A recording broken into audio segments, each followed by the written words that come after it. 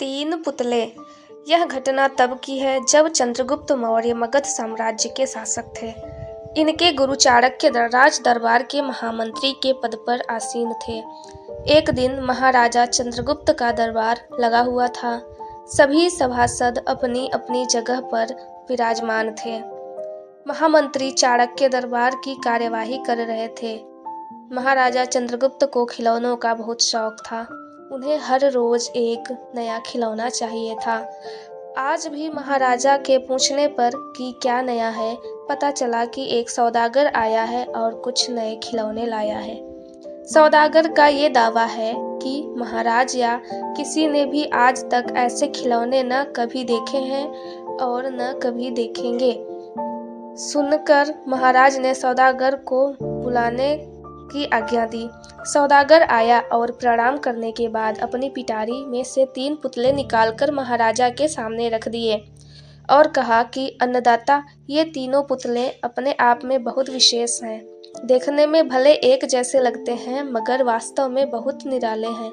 पहले पुतले का मूल्य 1,00,000 मोहरे हैं, दूसरे का मूल्य 1,000 मोहरे हैं और तीसरे पुतले का मूल्य केवल 1 मोहर है। सम्राट ने तीनों पुतलों को बड़े ध्यान से देखा। देखने में कोई अंतर नहीं लगा। फिर मूल्य में इतना अंतर क्यों? इस प्रश्न ने चंद्रगुप्त को बहुत परेशान कर दिया। हार के उसने सभासदों को पुतले दिए और कहा कि इनमें क्या अंतर है, मुझे बताओ।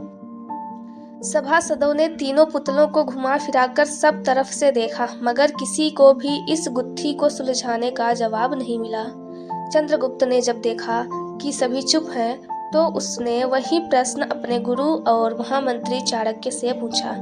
चाणक्य ने पुतलों को बहुत ध्यान से देखा और दरबान को तिनके लाने की आज्ञा दी। तिनके आने पर चाणक्य ने पहले पुतले के कान में तिनका डाला। सब ने देखा कि तिनका सीधा पेट में चला गया। थोड़ी देर बाद पुतले के होंठ हिले और फिर बंद हो गए।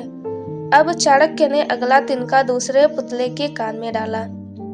इस बार सब ने देखा कि तिनका दूसरे कान से बाहर आ गया और पुतला ज्यों का त्यों रहा।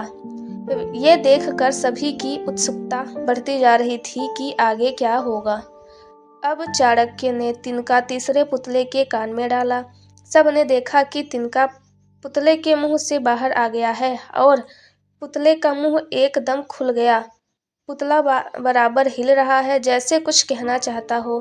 चंद्रगुप्त के पूछने पर कि ये सब क्या है और इन पुतलों का मूल्य अलग अलग क्यों है, चाणक्य ने उत्तर दिया, राजन, चरित्रवान सदा सुनी सुनाई बातों को अपने तक ही रखते हैं और उनकी पुष्टि करने के बाद ही अपना मुंह खोलते हैं। यही उनकी महानता है। पहले पुतले से हमें यही ज्ञान मिलता है और यही कारण है कि इस पुतले का मूल्य 1,00,000 मोहरे हैं।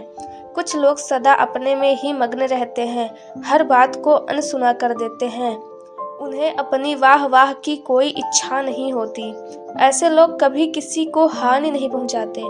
दूसरे पुतले से हमें यही ज्ञान मिलता है और यही कारण है कि इस पुतले का मूल्य 1,000 मोहरे हैं।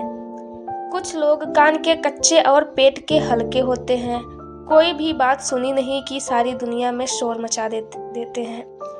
इन्हें झूठ सच का कोई ज्ञान नहीं, बस मुंह खोलने से मतलब है। यही कारण है कि इस पुतले का मूल्य केवल 1 मोहर है। तो दोस्तों, इस कहानी से आपको जो भी सीख मिली हो कमेंट में जरूर बताएं। धन्यवाद। मिलते हैं नेक्स्ट